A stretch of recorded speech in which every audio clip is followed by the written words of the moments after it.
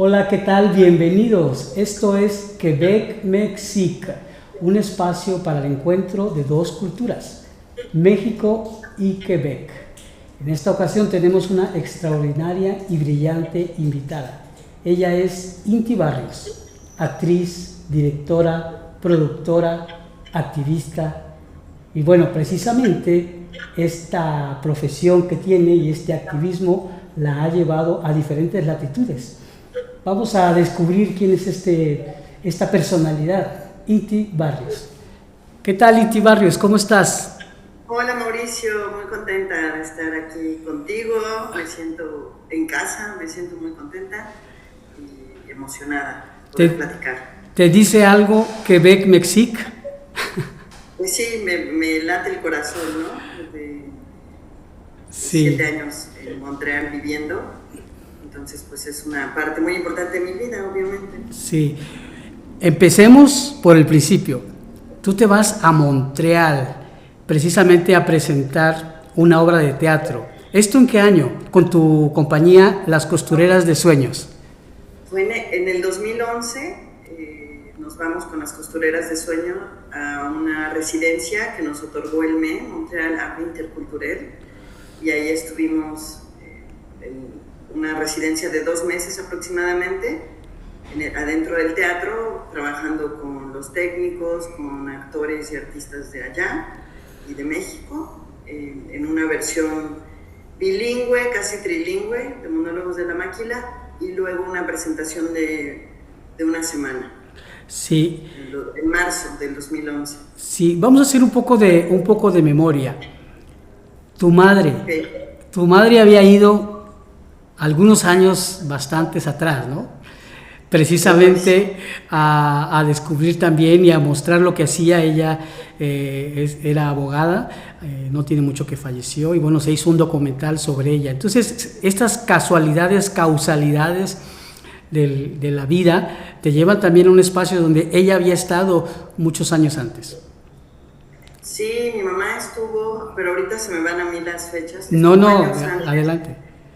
estuvo años antes en un viaje, no me acuerdo ahorita el nombre, pero tiene relación con el Foro Social Mundial y también con el trabajo que hacía con Rigoberta Menchú. Entonces estuvieron yendo a Montreal, ahí en el Encuentro de los Pueblos, y de ahí se fueron a la zona CRI, y ahí estuvo mi madre, digamos, unas semanas. Y después ella estuvo viviendo en Regina, en Saskatchewan. Ujú. Ella vivió como 8 meses, 10, no más de un año estuvo viviendo ella allá. Sí, y bueno, descubres vicisitudes de las cuestiones de hacer emisiones por internet, no te preocupes. Y después descubres tú esta región de Norteamérica, esta región francófona, que es Quebec y en específico la ciudad de Montreal, presentando esta obra de teatro que te lleva a descubrir qué Inti en esta ciudad. Pues mira, fueron muchas cosas. Yo recuerdo que cuando me fui a Montreal, justamente mi mamá me dijo, tienes que ir a la librería Abyayala y busca a Stephen Carr y a su esposa. Y entonces ya no encontré la librería y me topé con él años después, ¿no? En todo el trabajo de activismo, porque en Montreal también pues me clavé también en las luchas migrantes, ¿no? ¿Por qué? Porque pues descubrí que mi comunidad, o lo que es la comunidad mexicana, así como muchas otras, pasábamos muchas cosas. Yo iba con papeles, ¿no? Yo por eso me considero, con papeles me refiero a visa de residente temporal, no papeles de residente ya, pero aún así la condición era un poco fantasmagórica, ¿no? Pero veía también las condiciones de otros amigos que no tenían papeles y decía, ellos son el reino de los invisibles, ¿no? Entonces, y todo el trabajo que hacían, muchos trabajos que yo también hice, ¿no? Tú conoces bien la historia, de trabajar cuidando niños, en una maquila donde me intoxiqué, de gises, en otra de ropa. O sea, pude conocer ese Canadá de abajo, ¿no? Ese Canadá. De hecho, la cuestión de las maquilas me llamaba la atención porque aunque fui con una obra de maquila y retomamos un poco sobre la calle Gaspé y otra calle de Chabanel, que son calles de maquila, porque Montreal también tiene un origen inmigrante relacionado con las fábricas textiles, ¿no? Incluso la Radio Centreville, donde también me involucré, surgió en una zona de textilera, pero ese pasado a muchos montrealeses ya no lo tienen muy presente, ¿no? Sin embargo, el lugar donde ensayábamos monólogos de la maquila, enfrente estaban unas chicas de China cosiendo, ¿no? Y al lado estaban otras chicas judías, sí, y más allá unas mexicanas. Entonces fui viendo que había muchas cosas donde había vasos comunicantes, ¿no? Y también pues lo que me había dicho mi mamá, ¿no? La lucha de las resistencias de los pueblos originarios, que ya les llaman primeras naciones. Y bueno, el descubrir eso, conocer Canahuaque, de las luchas de allá, las luchas estudiantiles que tú y yo las vivimos, ¿no?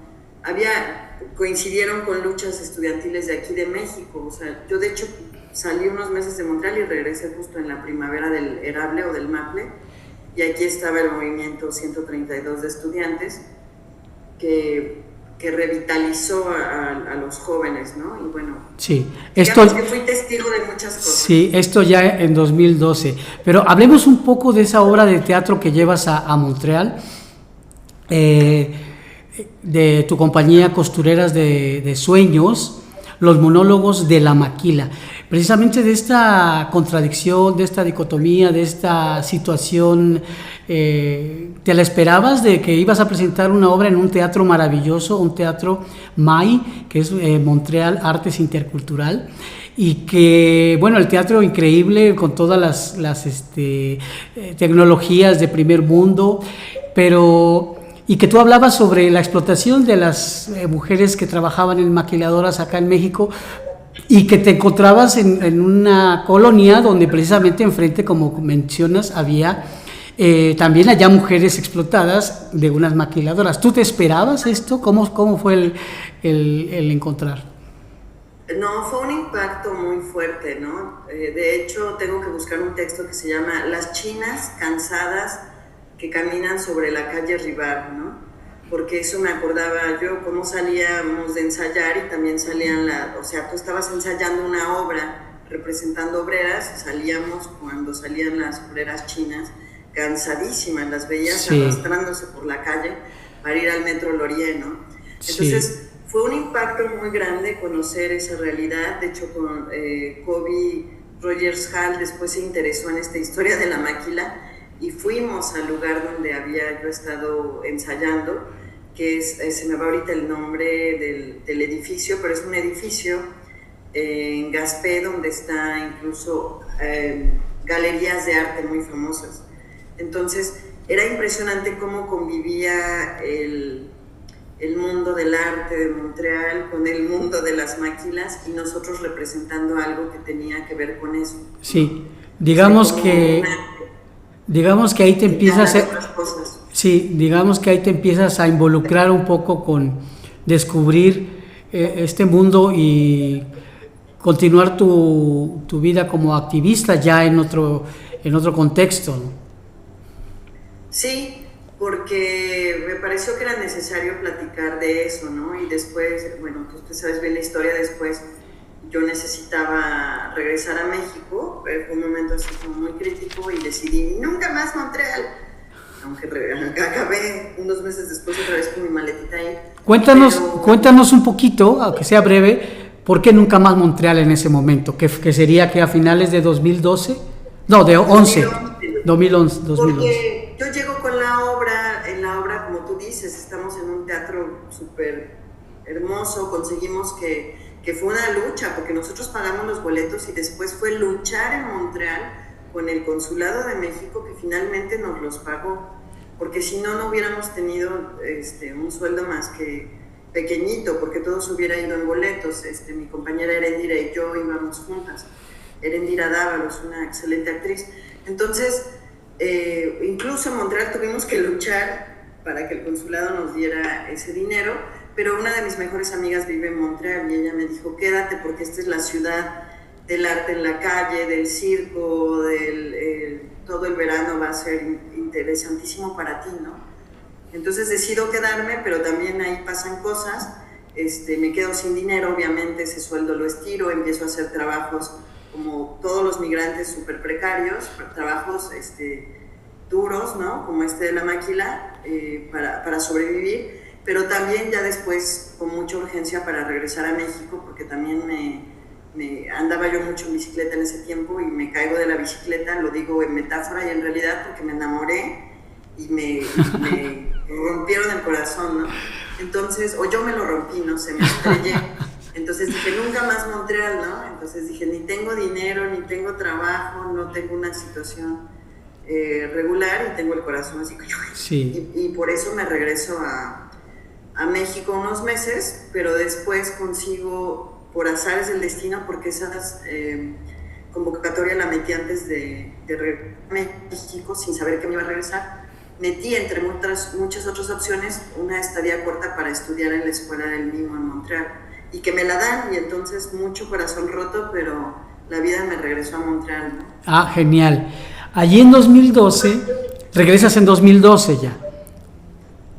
Entonces, en 2012 ya tú tienes una experiencia previa de esta ciudad, y es donde te involucras precisamente allá en este movimiento estudiantil que se da de la primavera erable, ¿no? La primavera de Maple, digamos, ¿no? Y que coincide con las elecciones en México. Entonces, esta combinación con un grupo de mexicanos que se unen a la lucha precisamente de los estudiantes, pero también hay esta mezcla, esta combinación, este mimetismo de la protesta del fraude en México. Cuéntanos un poco de esta historia. Bueno, fue muy interesante, ahí estuvimos tú y yo, y eso es como algo que justo hoy me aparecían recuerdos en el Facebook de las marchas. Tomamos las calles, ¿no? Entre ellos tú y yo, varios mexicanos y comunidades y amigos de otras comunidades como de Chile, de Bolivia, de Guatemala, y amigos obviamente de México. Tomamos las calles con un ataúd, ¿no? Eso fue algo muy simbólico y que pegó mucho.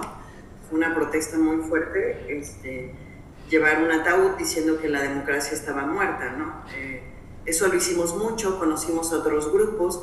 En el conocimiento de esos otros grupos también descubrimos que lo digo en plural, pero bueno, por lo menos yo descubrí cómo también muchas cosas se llevan de México para allá, ¿no? Como esta cuestión del clasismo, es terrible decirlo, ¿no? Pero también nos encontramos esa lucha del México de abajo con el México que estaba allá desde los privilegios, que queríamos todos luchar juntos por el fraude, pero había como la dificultad de entendimiento que las realidades eran diferentes, ¿no? Entonces, por ejemplo, no sé si te acuerdas que queríamos que las voces de los trabajadores temporales estuvieran presentes, de los trabajadores agrícolas, también de los trabajadores de agencias, que son muchos sin papeles.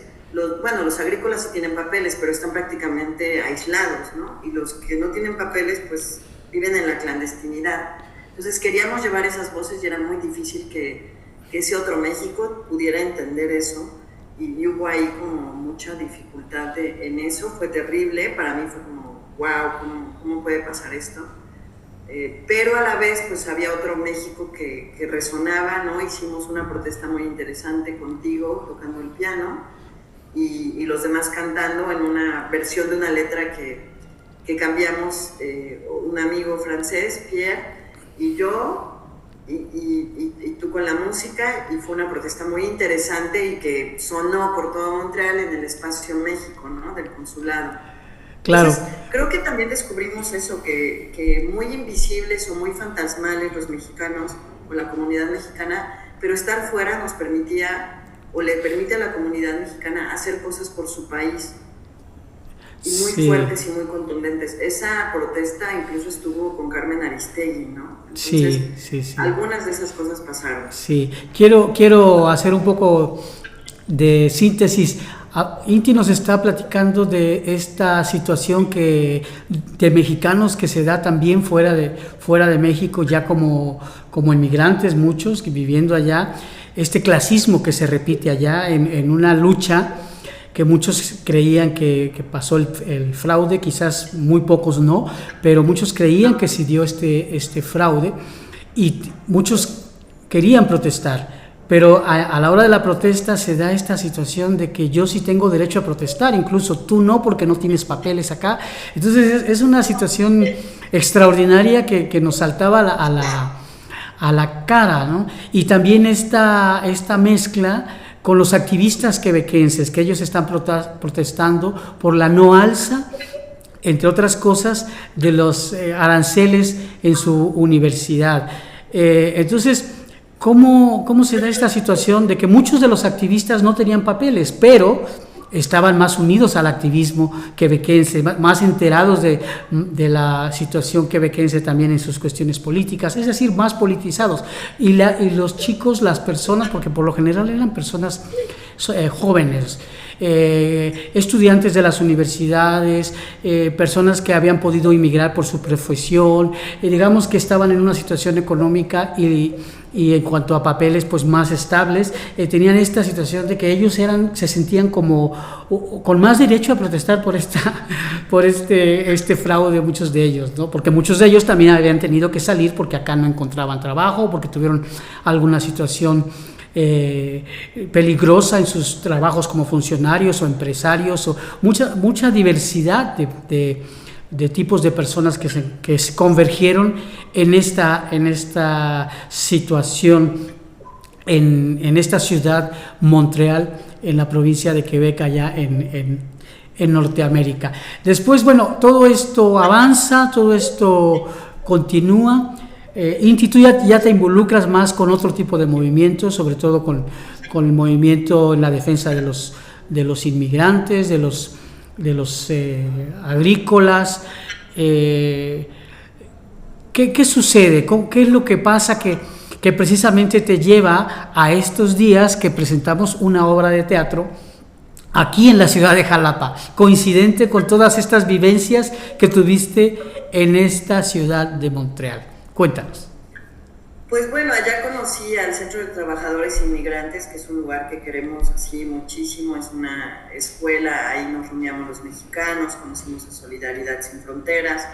Yo me involucré mucho con el CTI, donde después se formó, y eso se formó cuando yo estaba accidentada, entonces yo me uní como 10 meses después al bloque de artistas del Centro de Trabajadores Inmigrantes, donde confluíamos artistas y no artistas, aunque después descubrimos que eso de artistas y no artistas era como bastante muy relativo. Todos hacemos arte, entonces más bien era como las herramientas que teníamos algunos y las herramientas que tenían otros, y sobre todo el ser migrantes pues nos unía para contar nuestras propias historias desde nosotras, desde nosotros. Y eso fue muy interesante porque éramos muchos mexicanos, pero había de Guatemala, otros compañeros de Indonesia, compañeros de Quebec también, en fin, de diferentes partes del mundo. Fue un proceso muy interesante.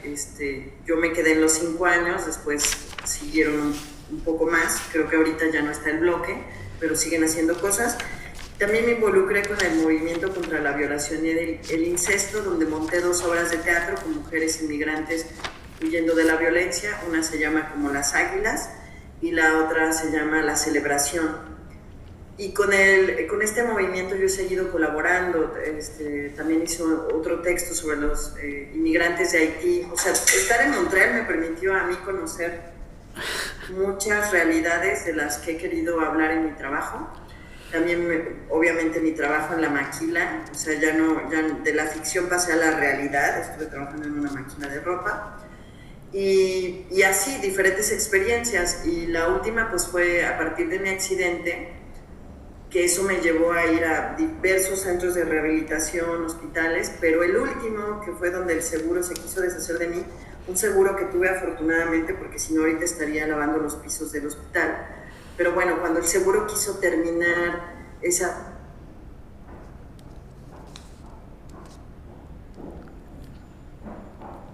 Creo que se nos fue la conexión. Okay, ya regresamos. Sí. Bueno, cuando el seguro, por cuestiones del seguro, yo acabo en un último centro de rehabilitación, a donde llegan montones de migrantes accidentados, pero no como yo por un accidente de auto o en un accidente de auto, sino en sus trabajos. Entonces me tocó ver otro mundo, que era el mundo de los accidentados por sus empleos, y eran todos inmigrantes, trabajos durísimos.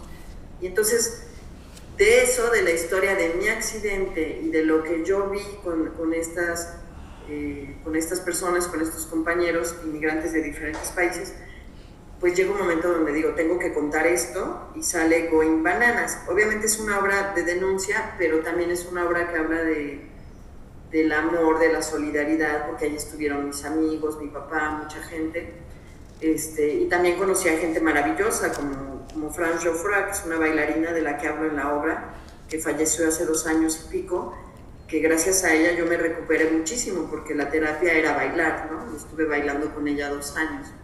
Entonces mi reflexión un poco en ese momento fue, todos los caminos llevan al arte, ¿no?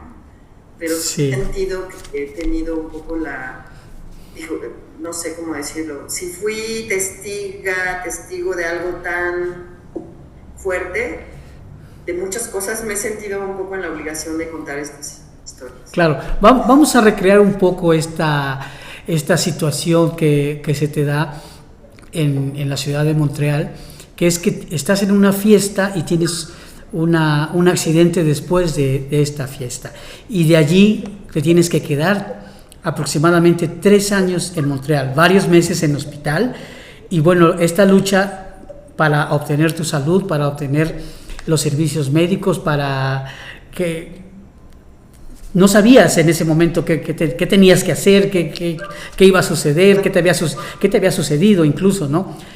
Y bueno, cuéntanos un poco de esto, porque precisamente lo que nos estás diciendo es que de allí surge una obra de teatro, que ahorita les vamos a pasar la información, pero que se presenta en este próximo mes de agosto en el Teatro JJ Herrera, aquí en la ciudad de Montreal, y que, bueno, ya hablando de toda esta recreación en Jalapa, Veracruz, en el Teatro JJ Herrera, y que vas a presentar. Cuéntanos un poco cómo se da esta situación de esta fiesta que te lleva a esto otro.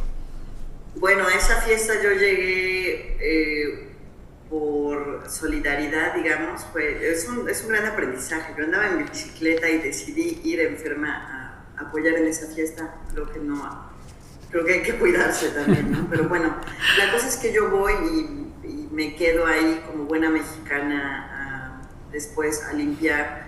Y lo digo no por burlarme de la solidaridad que yo hice, sino en el sentido de que descubrí que había muchos resortes, como de, tengo que quedarme a limpiar, aunque sea de madrugada, esté enferma. O sea, han sido muchas reflexiones. La cosa es que yo me quedo y pido un aventón en vez de irme en la bicicleta, porque quedarme a hacer eso me implicó que eran las 2 de la mañana, ¿no?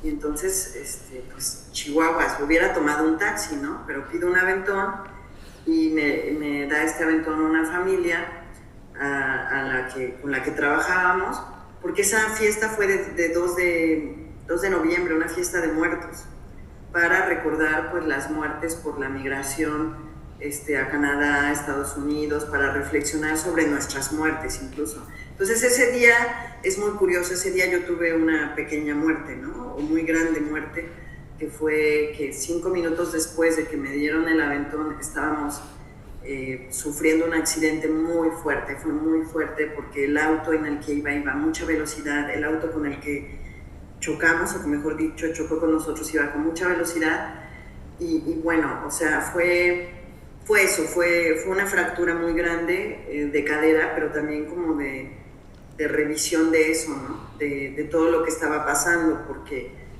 en ese accidente a mí me dejaron en el auto. O sea, fue así como, bueno, todos huimos, ahí te ves. Después entendí que cada quien habla desde donde está parado, ¿no?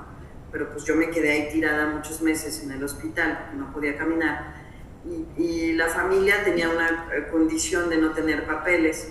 Sin embargo, aún así, para mí fue muy fuerte o sea, entiendo la cuestión que se hayan ido por esta cuestión, pero para mí fue muy fuerte quedarme yo sola ahí y tener que rescatarme a mí misma, ¿no? Porque yo intenté salir porque la camioneta ya estaba sacando humo, la gente se juntó, eran las 2 de la mañana, pero había gente. fue un impacto muy grande, se oyó, no sé, la gente salió a la calle y era bájate, la gente no se quería acercar, porque está prohibido que tú jales a alguien, porque puede estar mal, pero también se puede morir, ¿no? O sea, sí puede haber una cuestión de explosión. Entonces la gente me decía, bájate, el auto va a explotar, gritaban, fue una cosa muy caótica. Finalmente yo trato de salir, pero pues tengo la rodilla aquí, la rodilla izquierda en el ojo, porque se me había dislocado o sea, tenía una fractura, ¿no? Entonces, en la cadera. Entonces la rodilla estaba aquí, traté de brincar, en fin. De hecho, me salvé porque llevaba el cinturón, porque yo estuve a punto de salir volando por el parabrisas. En fin, la cosa es que me rescatan unos quebecos, me sacan y me ponen en el piso, y a partir de ahí, o bueno, desde el principio cuando fue el accidente y que todos se fueron, pues yo tuve que empezar a defenderme a mí misma y a salvarme, ¿no? De hecho, estuve ahí tirada 40 minutos peleando con la policía, con la ambulancia, porque la policía empezó a incriminarme porque era inmigrante, que ustedes siempre hacen este tipo de cosas, una discriminación terrible. Y yo le dije, yo vine a estudiar mimo, mi pasaporte está en mi bolsa, sáquelo, véalo, pero después no me querían regresar mis documentos. Entonces yo tuve que pelearme y le dije, pues te voy a demandar porque no es posible que no me lleven a ser atendida y que dejen que la policía se lleve mis papeles y que por eso no me lleven. Ve y quítaselos, me los regresas y me llevas al hospital. El hecho de que yo hubiera estado 40 minutos tirada, era 2 de noviembre, la primera nevada, etcétera, pues casi me da neumonía. O sea, fue negligencia también de estas personas. Y en fin, o sea, sufrí una serie de cosas. No me quiero poner en el papel de víctima, pero las viví, y lo que hice fue, desde ese momento, decirme a mí misma, yo voy a estar bien, yo me rescato. Y fue muy raro, porque yo llevaba meses hablando en francés, masticaba el inglés por la primaria, pero todos los que llegaron a mi vida, de la ambulancia, de la migración y de todo, hablaban inglés, y del hospital. Entonces fue muy loco, porque sí me di cuenta que pasó algo en mi mente. Empecé a hablar en inglés automáticamente para defenderme. Y a partir de ahí fue eso, yo tirada con un dolor terrible, recién operada o a punto de ser operada, no me acuerdo, llenando formularios, hablando a México también para que me hicieran viable mi seguro con el cual yo iba por el FONCA. El FONCA desconoció el seguro. O sea, imagínate, también vivir eso, no solo estar peleando en Montreal por la cuestión que sucedía, sino que en México, pues yo iba con una beca del FONCA como artista, ¿no? Y resulta que, no, se venció el 2 de noviembre y tu accidente, como fue en la madrugada, ya era 3 de noviembre. Y yo, este seguro es de 1 año. Y me dicen, sí, pero nosotros solo lo pagamos medio año. Entonces, si quieres reactivarlo, págalo. Lo estuve reactivando 4 meses, nunca me lo reactivaron. Me dijeron que iba a pagar la ida de mi papá porque yo estaba en calidad de bulto, gusano, entonces no podía moverme y necesitaba que alguien me ayudara con el baño, etcétera, ¿no? Entonces no me pagaron eso. Entonces para mí fue terrible, porque dije, México me está dejando también tirada en la calle, ¿no? Finalmente fue Canadá quien me dio el seguro, un seguro que es de accidentes de auto, y gracias a eso yo pude salir caminando de ahí, porque si no, lo digo en serio, hubiera tenido que pasarme años limpiando el hospital, porque la operación, solo la operación, déjense de los meses de rehabilitación, terapia, bla, bla, bla, solo la operación fueron $50,000. Wow. Bueno, no nos recrees ya más de esta situación, porque bueno, tú precisamente la recreas, la haces un contenido teatral, un contenido artístico. Aquí tú como actriz, como creadora, como dramaturga en este caso, presentas esta obra, realizas esta obra que también ya tenemos que decir que se ha presentado ya allá en Canadá, en Argentina, en diferentes partes. Hiciste un circuito de esta obra, de tu vivencia, ya en muchos públicos, muy diversos públicos. Entonces, cuéntanos cómo ha sido recibida la obra de teatro. Mira, la obra comenzó queriendo ser una novela, porque yo empecé a escribir y porque le platicaba a mis amigos de México lo que había vivido y a los de Montreal, y se morían de la risa, y yo decía, pero qué mala onda, ¿cómo se ríen de esto? Y se botaban de la risa, y yo dije, pero es mi súper tragedia, ¿no? Entonces dije, bueno, aquí está una comedia, ¿no? Porque si lo estoy contando así, después me di cuenta que no podía abordar tanto dolor, sino desde un lado cómico, y desde lo que es la tragicomedia también, ¿no? En fin, la cosa es que en el 2019, poco antes, yo me encuentro una amiga en México de 2019 también, o 2018, ya ni me acuerdo, y me dice, ¿qué pasó con tu accidente? ¿Estás haciendo algo? Y le digo, pues mira, estoy intentando describir una especie de narrativa, no sé qué es ni para dónde. Llevo 10 hojas y pues no sé qué es. Y dice, ¿y por qué no la compartes en el circuito? Bueno, no era circuito, sino el Festival de Teatro Íntimo en Yucatán. Son grandes amigos, se llaman El Teatrito. Yo fui y presento ahí una lectura dramatizada, pero en esa lectura descubro ya mucho de la naturaleza de la obra. Me voy con una compañera que había estado en Monólogos de la Maquila, con la que sigo trabajando actualmente, Karina Castro, y presentamos esta lectura dramatizada. Le fue muy bien. La gente se moría de la risa, ¿verdad? Y bueno, estando ahí, conocí a los argentinos, que después fueron ellos los que me dijeron, esto tiene que ir a Argentina, y logramos ir pues años después, pero ellos me dicen, qué interesante este biodrama, bla, bla, bla, y yo dije, pues no, obviamente es un biodrama porque es mi biografía, ¿no? Pero resulta que fueron los argentinos los que me dieron la teoría de lo que yo estaba haciendo, porque después me puse a leer sobre eso, y paramos en Argentina años después, en el 2022, o sea, 3 años después la volví a presentar.